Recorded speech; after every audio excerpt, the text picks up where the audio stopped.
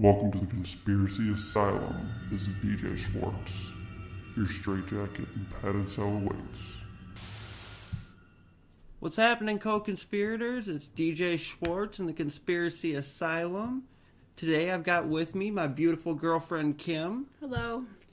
We're going to be talking about Kurt Cobain's murder or suicide today. It's a very debated topic. I used to be completely obsessed with Kurt Cobain when I was a kid. Me too.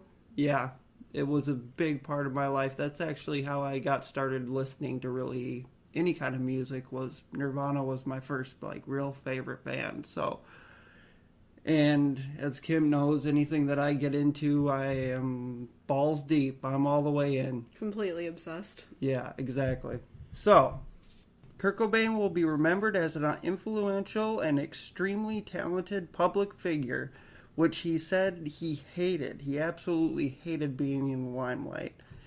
He was a lead singer and guitarist for Nirvana.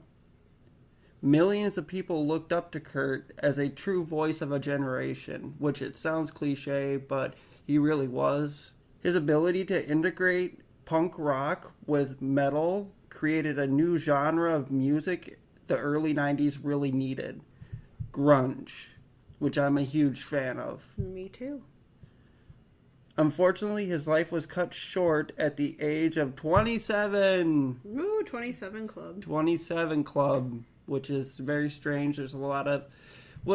27 Club kind of gets a little too much hype because actually the most common age for a famous person to die is 56. So where the fuck is the 56 Club? Right. I want to see the 56 Club. I guess it's 27 because it's so young, and most of them, like Jimi Hendrix and Jim Morrison and Janis Joplin, and more recently, which I hate roping her into the same category as Kurt Cobain, but Amy Winehouse. A lot of famous people died at the age of 27. Yeah. It is really strange. He left behind Frances Bean Cobain, his daughter, who looks incredibly... You can tell that it's Kurt and Courtney's baby. And, of course, Courtney Love. He was found in his room above his garage with an alleged self-inflicted gunshot wound to the head. He is still remembered as one of the best musicians ever. Now, a lot of people, debate that just because he didn't have a singing voice. He didn't really sing, So people are like, well, he sucked at singing. Well, no, that's not the whole fucking point. He was really, really good at storytelling. He was really good. It was almost like folk, metal, punk rock. And that's why I liked it. So... he was one of a kind, once in a lifetime type of guy. You got anything else to say about Kurt before I get into his No, but I'll say stuff life? as I come along. Okay. Kurt Donald Cobain, which my real name is Donald. My real name's Donald John Schwartz III. And that was when I started getting into Kurt Cobain, I was like, oh my god, his middle name is my first name. So I was like being a little schoolgirl about it. But Kurt Donald Cobain was born on February 20th, 1967 in Aberdeen, Washington, which is a suburb of Seattle. He was a happy kid. If you guys have seen any of the videos from him as a kid, there's home movies of him as a kid, and they're hilarious. This kid was a little comedian. He was a very happy kid. His whole family was into music and stuff like that, so they would do jams with Kurt in the room, and they were, Kurt was like 4 or 5 years old sitting there playing guitar and stuff like that because his whole family was into it. His uncle was one of the Butthole Surfers, was the name of the band. Was the Butthole Surfers. I know who those are, yep.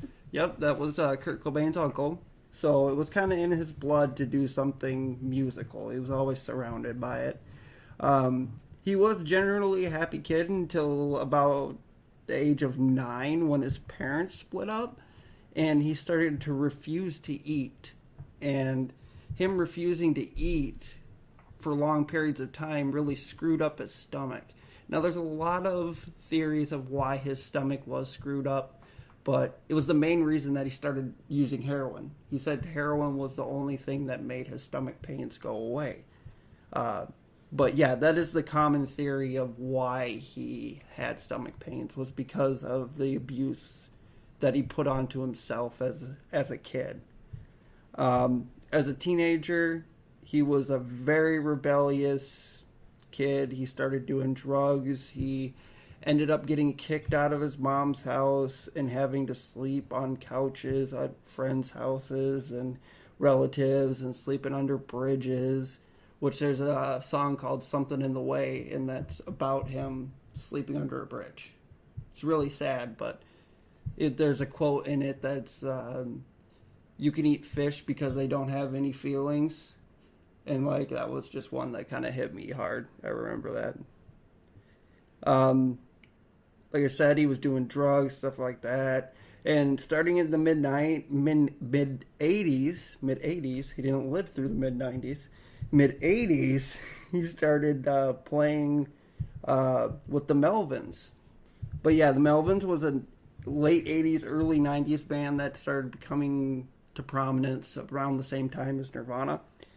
And they used to jam together and everything like that. And actually, that's the first demo tapes of Kurt and Chris Novoselic. Kurt Cobain, Chris Novoselic were the first two members of Nirvana. Chris Novoselic, if you remember, is the really tall guy, the bassist in Nirvana. And most famous for on that MTV Movie Awards show, or the Video Awards, one of them. I don't even know. They performed, and Novoselic decided to throw his guitar straight up in the air and try to catch the son of a bitch. And he ended up whacking himself in the head and knocking himself out. That's pleasant. So they found him, apparently they found him backstage. Who was he with? They found him, like, hanging out with somebody famous backstage. Like the drummer from Queen or something like that. It was just somebody insane that he was hanging out with backstage after he got knocked out. Or maybe they said it was a funny story. So they made plenty of demo tapes and sent them all out. And eventually one of them got to John Pohlman. He was the main guy at Sub Pop, the label Sub Pop. In 1988, after John Pohlman had heard Kurt and Chris and the Melvins, he invited them in to talk to them, basically, see exactly what they wanted to do. And they released a single in 1988, which was the year I was born, called Love Buzz. And that song was actually off of Bleach, and it was off of the Unhappy album that was released in Europe, mainly off of Bleach. That was their first real studio album in America. In 1989 is when Bleach actually came out. And then when Bleach came out, they had a different drummer. It was Chad something. I forgot his last name. But Chad, no one really knows what happened with Chad because it was kind of weird. Kurt had broken up with his girlfriend Tracy, which the song About a Girl is actually about Tracy, his ex-girlfriend. But he dumped Tracy, and then days later he fired Chad, the drummer from the band. Chad Channing. Yeah, Chad Channing. Yep, that's him. But yeah, days later he had gotten fired from the band. And that was in 1990. And they found Dave Grohl pretty much right away, which is the greatest drummer I've ever heard in my life. So, and he's still prevalent today with the Foo Fighters. And then, of course, 1991, Nirvana's Nevermind came out, which was basically their best-selling record to that date. And it had Smells Like Teen Spirit and Come As You Are. Smells Like Teen Spirit was the first alternative rock song to get really popular with the mainstream people. There wasn't a lot of punk rock and stuff like that had gotten so mainstream. It's kind of hard to think. I think Smells Like Teen Spirit was probably the first song I ever listened to from Nirvana, and that kind of it's what started me on them too. Right.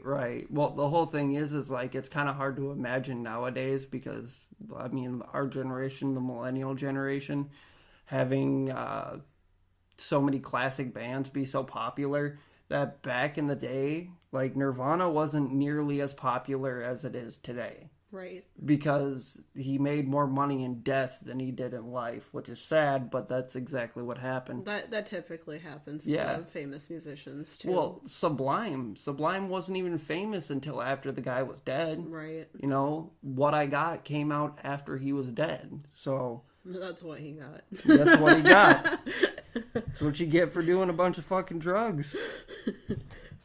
All right, so in 1991, Kurt Cobain had met Courtney Love, unfortunately, and in 1992 they married, and they were a shitstorm whirlwind. They had constant calls to the cops. They beating up on each other, and it was terrible. They ended up having a child, though, Frances Bean Cobain, who was born that same year in 1992, and if you see Frances now, she's like a complete mixture of Kurt and Courtney. You can completely see both of them in her. So she was born in 1992. That would make her 26 going on 27 this coming year. It's crazy. The baby on Nevermind was the one album that had the naked baby chasing a dollar. Yeah. That baby got interviewed a couple of years ago just to see how they felt about their naked ass being all over freaking Here's my wiener, right? And Walmart's gonna, put the sticker just perfectly over it so they can sell. Well, that no, to they censor it completely out. They have airbrushed. Gotcha. The album covers that they send out, but skipping ahead a little bit, there was a lot of stuff that happened in between 92 and 94, but 94 is when the stuff started really rolling downhill for him. In 1994 was the famous incident where he was in Rome with Courtney Love, and he had taken 20 plus roofie pills. Jesus. And they say he was trying to kill himself, but Kurt says he wasn't trying to kill himself. Mm-hmm. But Courtney Love had actually said that he had taken 40 pills for some reason. Well, Courtney was women tend to blow things out of proportion. So I mean, I could totally see that, her being hysterical and he took too many. Oh my god, he took a lot. He took 40, not 20. He took 40. Well, yeah, especially Courtney Love though. She was just a pathological liar. She just lied all the time for no reason. I know people like that. You know, me too. I do. And then the infamous 8 days before his death, April 1st was he was in a drug rehab facility in the LA area. I'm not sure the exact name of the... I think, honestly, they're not able to release the name of the treatment agency because of patient confidentiality. I've never heard of the actual name of the place, and I've been obsessed with Nirvana ever since I was a kid, so I don't think they list the actual name, but it's in the LA area. And what was weird is that he hopped a fence to get out, and he wasn't there under any kind of court order or anything like that, so he could leave freely whenever he wanted. And it was just kind of weird that he hopped a fence to get out. Nonetheless, he did that, and then he went missing for the next couple days. No one really close to him, as far as we know, saw him alive ever again. Within the next couple days, Courtney had found out that he escaped from the treatment center, and she hired a private investigator, Tom Grant.